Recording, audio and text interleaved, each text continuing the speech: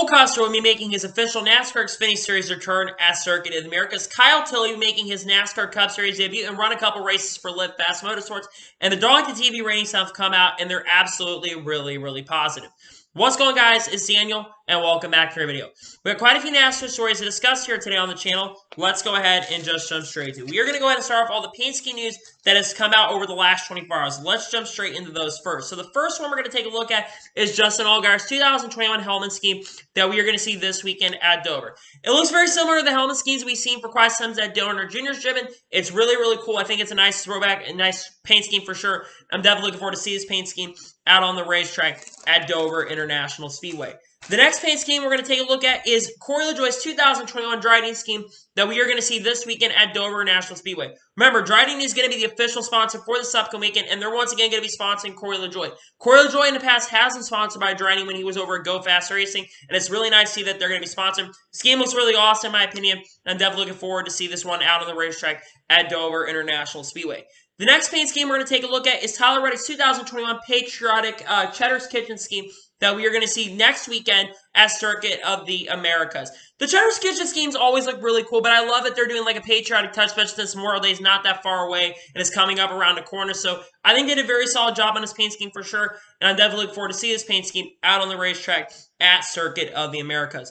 The next paint scheme is sponsor news we're going to go ahead and talk about. We're going to talk about Ryan Newman, as Ryan Newman is partnered up with Planners for the next couple weeks. So he is going to be sponsored by Planners at Nashville later this year, and they're going to be associate sponsors for him for 4 races later this year at Circuit of the Americas, the Coca-Cola 600, Sonoma, and then the Texas All-Star race as well. Paint scheme, by the way, looks absolutely awesome. But Planners has sponsored NASCAR drivers recently. They actually sponsored Alex Bowman last year in the second to last race for the championship when he drove the 88 Planners car. Man, that car looked really awesome. But I think it's awesome that Planners is coming in, and once again, they are once again they're sponsoring another NASCAR driver. It's great to see Planners is continuing to sponsor NASCAR drivers.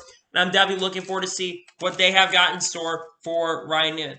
And then the final paint scheme sponsor news we're going to talk about is Spencer Boyd's 2021 Freedom Warranty scheme that we are going to see this weekend here, actually next weekend at Circuit of the Americas. There's something special about the scheme is that this is going to be I think it's like a 100-year anniversary that Freedom Warranty has been around. The 100th Freedom Warranty has sponsored car, if I'm not mistaken, so that's what's really special. I think this is a solid scheme overall. Spencer Boyd's has some really awesome paint schemes, and this one is no exception.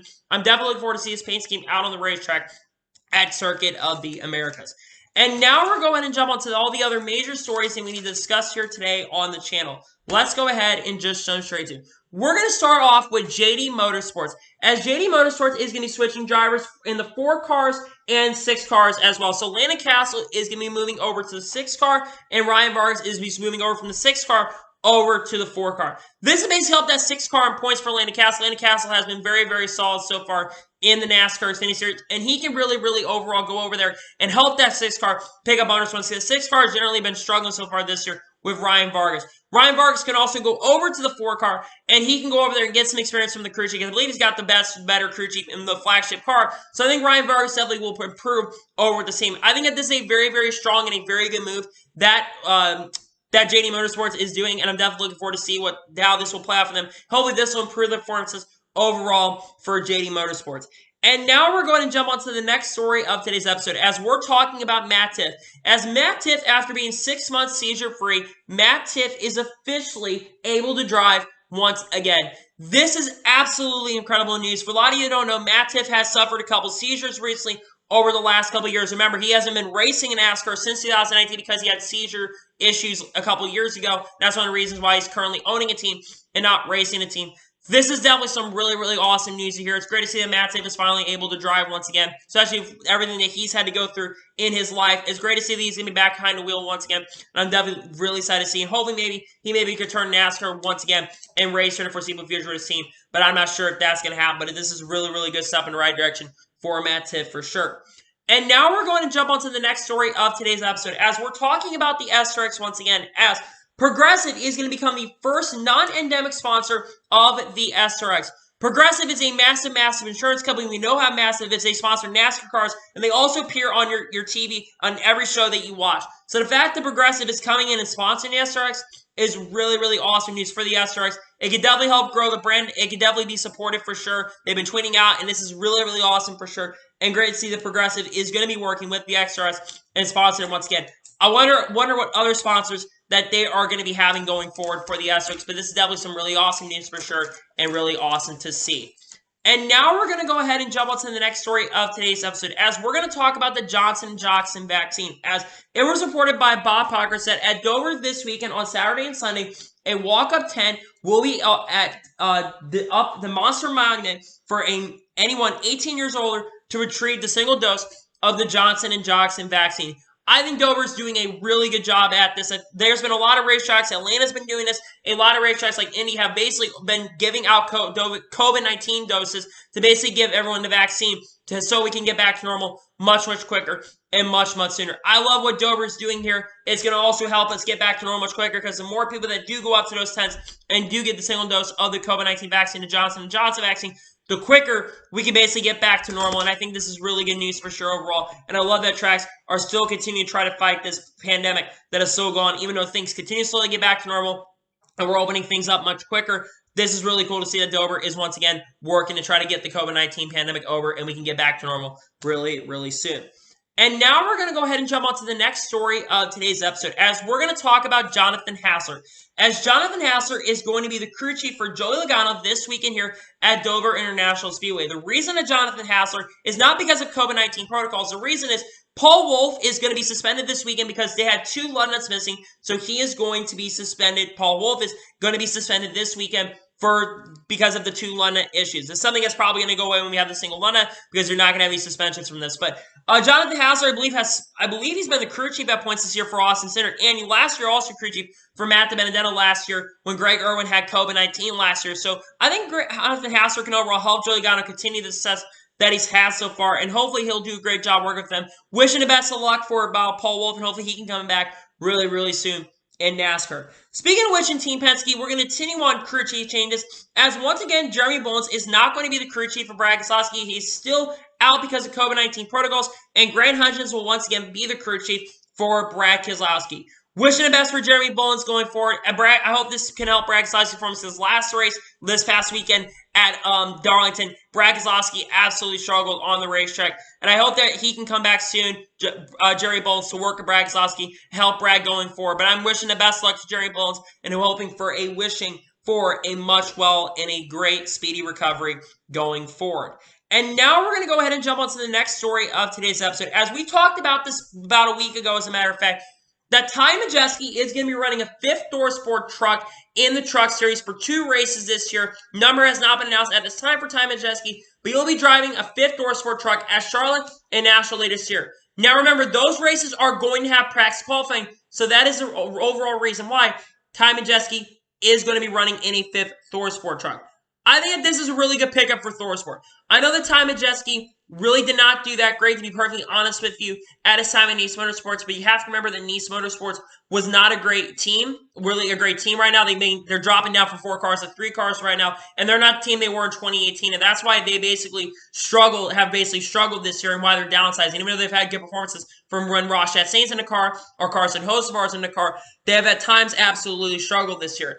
I think Ty Majeski is a very, very talented driver, and I think the goal for Ty Majeski, considering that this team is one of the top teams so far in the Truck Series, I think the goal is for him to show what he can do and try to see if he can contend for wins. I know that he hasn't really been in the truck for quite some time, since really last year, but I think the goal for Ty Majeski is to try to do as well as he can, and hopefully he can have some very strong runs going forward. I'm wishing the best for Ty Majeski and wishing the best of luck going forward for him coming up here in the Truck Series here in a couple weeks. And now we're going to go ahead and jump on to the next story of today's episode, as we're going to talk about J.J. Ely. As J.J. Ely is going to be driving the number 23 for our Motorsports at Dover this weekend. J.J. Ely is honestly someone who's really, really impressing me this year, especially in the Rick Ware Racing equipment. His worst finish this year in Rick Ware Racing equipment has been 29th. Keep in mind, the other drivers in Rick Ware Racing in the Cup Series have absolutely struggled this year. A lot of them failing to finish in the top 35 even at points, and even failing to crack top 30. J.J. Ely's been one of the only drivers that has been good over at that Rick Ware Racing organization. We all know that J.J. Ely was really, really bad at Joe Gibbs Racing, but over the last couple of years, he's been getting much, much better as a driver as he's gotten later in his career. And I think that while I don't think he's going to be a contender in this car, let's be honest, I don't think he's going to be really, really fast in the Our Motorsports cars.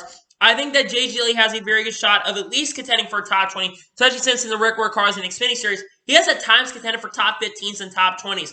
So I think the goal for JG Ely is to try to get in top 20 and help the owner's point situation going over the 23. I think that should be the goal for JG Ely, but I'm definitely excited to see that JG Ely is returning to the NASCAR Xfinity Series to race at our Motorsports, and I'm definitely looking forward to that for sure. Now we're going to jump on to the next story of today's episode as we are talking about Kyle Tilley. As Kyle Tilley is making his official NASCAR Series Cup Series debut as Circuit of the Americas, driving the number 78 for Live Fast Motorsports next weekend in that car. He's also going to be running additional road course races for Live Fast Motorsports this year at Road America, Watkins Glen, in the Indianapolis road course. For those of you who do not know who Kyle Tilley is, Kyle Tilley actually is the LMP2 champion last year in the IMSA series. He's a really, really good road racer, someone who's done very, very well. He's won multiple races in his time. He's contended for wins in the Rolex 24. He's someone that's done really good in the endurance cars. So to me, I think that this is an absolutely awesome pickup for sure for Live Fast Motorsports, because Live Fast Motorsports at times has definitely struggled. BJ McLeod was contending for top 30 this past week, and I think that they're starting to get their stuff together a little bit. They've been generally running in the back. They're actually contending more like what Go Fast is doing. They were contending a little bit more than they had in the past. But I think that this is going to really be a good pickup for them. As for the goal for Kyle Tilley, I think what his goal should be going forward, I think the goal for him in these 4 races is to try to see a contend for top 25s. I know that's a really, really high stretch, especially for a new organization that's kind of struggled at points this year. But I think a top 25 for sure with this organization would definitely be really, really good, especially since Scott Heckert, I think, contended for a top 30 when he drove for Live Fast Motorsports. I think a top 25 would absolutely not be a stretch. I'm really excited here. So when I heard that Kyle Tilley was going to be the driver, because they had a pen emoji showing who was going to drive, and I heard Kyle Tilley was going to drive, I'm like, this is a really good pickup. And awesome news definitely for sure to Kyle Tilley. He's going to be making his NASCAR Cup Series debut at Circuit of the Americas and racing a couple more races. Hopefully he can help their program, the road course racing program, especially since more road courses are going to be coming to NASCAR schedule in the foreseeable future. And definitely a great pickup for sure for Live Fast Motorsports. And now we're going to go ahead and jump on to the next story of today's episode, as we're going to be talking about the Darlington TV ratings this weekend, and they're really, really good. According to Adam Stern, FS1 earned a 1.71 rating and 3.091 million viewers Sunday's race at Darlington, the most watched Cup Series race on FS1 since 2017. Regardless how you feel about the race or not, depending on how you felt with the package being a 750 to 550 horsepower package, this race was the most watched race on TV pretty much all weekend. And the fact that 3 million people watched this race on Fox Sports 1, a cable network, not the main Fox, that would have been really bad if it was on the main Fox network, but 3 million people watched on the cable network is really, really good, by the way. Of course, last year's race at Darlington had like 5 or 6 million viewers, but that was because NASCAR had returned. The fact that 3 million people watched this race, and a lot of it is because it was Mother's Day, and a lot of people were watching their mothers, of course, for this upcoming weekend. Of course, you also had the 750 horsepower package, which a lot of people are going to tune into more of the 750 horsepower package races, except the short tracks. The fact that this race had 3 million viewers on cable is absolutely incredible news for sure. I'm definitely really excited about that because, in all seriousness, the fact that we got that many viewers for a cable race, I think that's showing a trend. Because remember the beginning of the year, the ratings for the weekends were absolutely terrible, and they were absolutely poor. The fact that the last couple weeks, Kansas had 2.7 million viewers last week on cable as well. So the fact that we've increased that much, especially on a cable network for Fox, is absolutely incredible and absolutely awesome to see. And I hope that this trend continues going forward, because if the ratings continue to go up and we see awesome racing, and of course the next gen car is very successful, I think things could go better. You see, if the Daytona 500 would have not had a rain delay, we could be really up across the board on ratings this year, because it was trending up for the 500. But we're starting to recover in the ratings program. We've got a couple. Of course, I don't think Dover's going to be that great, let's be honest, on TV ratings, because Dover's not a great racetrack. But I think that we are honestly going to see some really awesome ratings go forward. And I'm definitely happy about these ratings, because the fact that we had this good ratings, especially for a race at Darlington, and the fact that 3 million people tune into this race for the Mother's Day weekend with the Rebel 400 returning is really, really awesome news. And hopefully the ratings will continue going up going forward here in NASCAR.